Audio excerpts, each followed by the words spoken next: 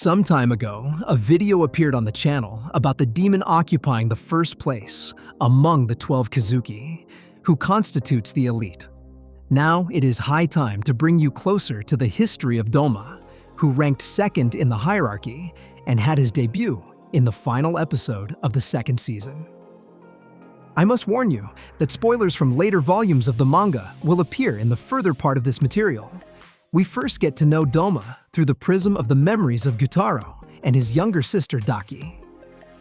This occurred at a moment when it seemed they were about to die as a result of injuries they sustained through a conflict with humans. On one hand, the local community feared the boy's violence, and on the other, they wanted revenge on his sister by burning her alive for maiming a client from the entertainment district. This brings us to the moment when they take revenge on their sister's oppressor. Gyutaro flees carrying her small body until he finally loses strength and falls. At that moment, Doma finds them with a smile on his face, blood dripping from his mouth, and a dead victim in his arms. He speaks calmly to the children, saying they are about to die and that life should be valued.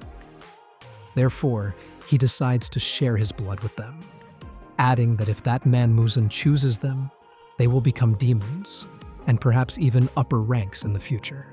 Sometime after this moment, Doma becomes the Upper Moon 2, surpassing the older demon in Muzan's service, Akaza. This leads us to a gathering inside the Infinity Fortress called by the Demon King, which included the highest-ranking demons, including Doma. It was clear to everyone that such a summoning of all members must have meant the death of one of the upper ranks.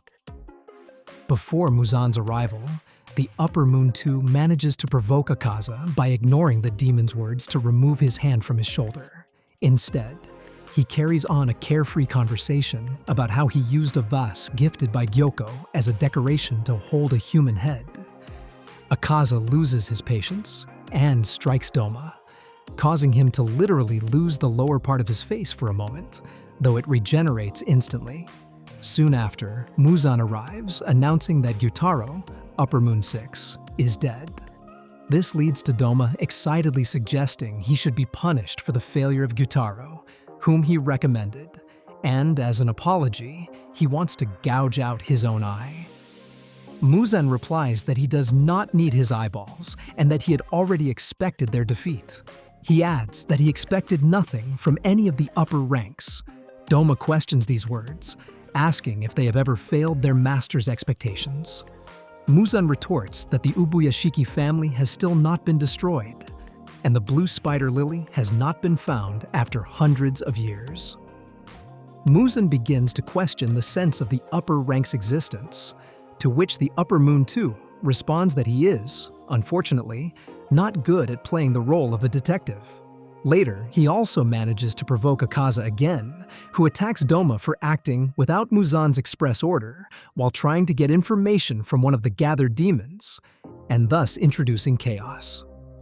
Akaza's blow causes Doma to lose the entire upper part of his head, which, just like before, regenerates instantly.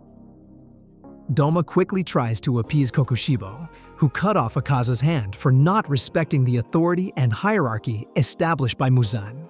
When Doma hears the idea of a blood battle for a higher rank for the demon who just hit him, he states it is a waste of time, saying Akaza cannot defeat him, and that he deliberately did not avoid the previous blows.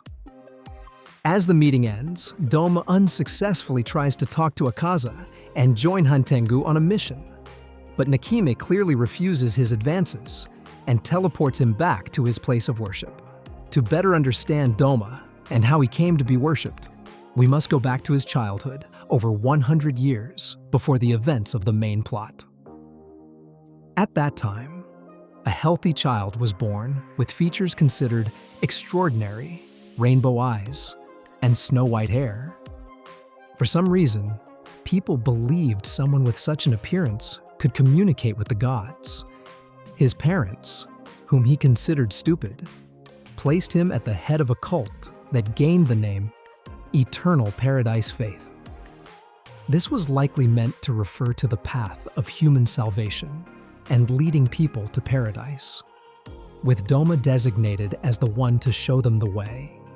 However, problems piled up from the start because Doma not only heard no voices from any gods, but also considered all faith to be fictional and somewhat unnecessary.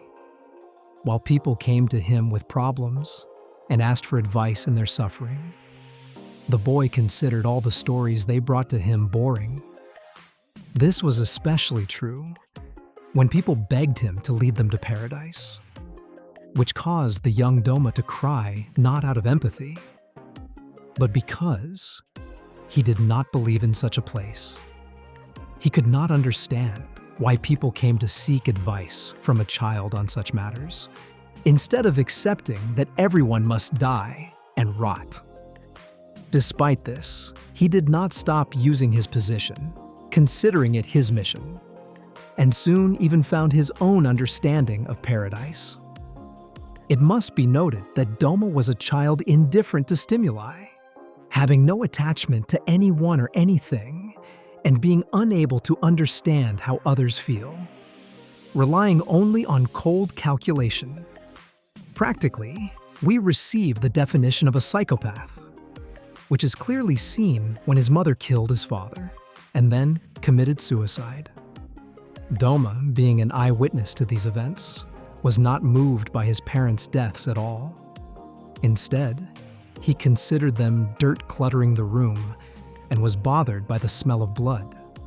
He simply wanted to ventilate the room so the stench wouldn't seep into his clothes and furniture. This shows that Doma's character was not warped by becoming a demon. His behavior was like this from the beginning. We encounter Doma again in the Infinity Fortress, where he meets Shinobu Kocho. He is very pleased to see her, saying another meal has fallen into his hands. While he introduces himself and talks calmly, a pile of female bodies lies beside him. When one woman turned out to be alive and called for help, Doma tried to silence her by killing her.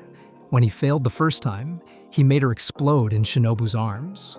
The Demon Slayer confirmed that this demon uses sharp fans for combat. Doma began telling her how he saves his followers. When Shinobu negated this, saying the girl he just killed was clearly suffering, Doma countered that he frees them from pain and fear. He claimed he eats his followers so they can live with him forever, taking their blood and flesh into his heart to lead them to salvation.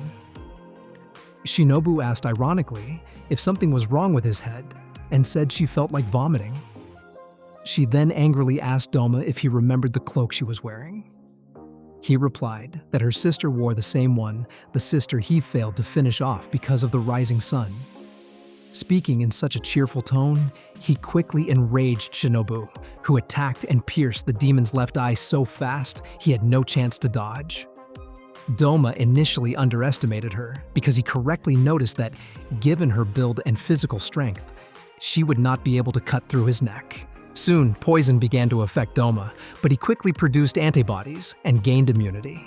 Due to his blood demon art, the air around them was very cold, making it increasingly difficult for the Hashira to breathe. Doma seriously wounded her and mocked that she was likely the fastest Hashira and could have decapitated him if she only had more strength. Eventually, Doma caught her in a strong embrace and stated she was now worthy of being devoured, asking for her last words. Kanao enters the room just as Doma is killing the Hashira. Doma tells her not to disturb his meal and, licking a hair clip, says the night promises to be wonderful. Kanao correctly calls him a liar and a hollow shell incapable of showing feelings. This makes Doma's face turn serious. After an exchange of blows, Doma realizes Kanao is stronger than Shinobu and can predict his movements using her eyesight. When the situation becomes desperate, Inosuke breaks through and saves Kanao. Doma is surprised by Inosuke's flexibility and states he has seen that face somewhere before. Proud of his memory, Doma pierces his own head with a finger to extract an interesting memory. He tells a story from 15 years ago about a young woman, Kotoha, who came to his cult to escape abuse. She was badly beaten and blind in one eye, but Doma thought she was beautiful and kept her nearby, despite considering her unintelligent. Doma reveals that this was Inosuke's mother. Inosuke claims he was raised by boars, but Doma corrects him, saying a human must have given birth to him. He explains that he had to hunt the mother down because she discovered he was devouring cult members. She ended up at a cliff and was forced to drop her baby into the water to save him. Doma then ate her, believing her life was full of sadness and therefore meaningless. Doma states he no longer has time to play because Akaza has died. He creates clones to fight the duo while he attempts to leave the room. However, at that moment, the demon's face begins to melt. It turned out Shinobu had a plan all along. She had spent over a year preparing her body, accumulating 37 kilograms of unique poison within her organism. Since Doma primarily devoured women, she turned herself into a massive dose of lethal poison. Doma desperately tries to regenerate and performs a final attack with his strongest technique, but due to his extreme weakness, the attack is imprecise. Kanao and Inosuke manage to decapitate him. As he dies, Doma realizes he cannot regenerate his head and recalls his past life. In his mind, he meets the soul of Shinobu holding his head.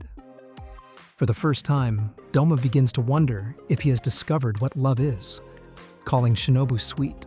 He asks if she will go to hell with him. She replies, just as she did in life, that he should go to hell alone, calling him a worthless bastard. Thanks for reaching into that story. See you in the next movies.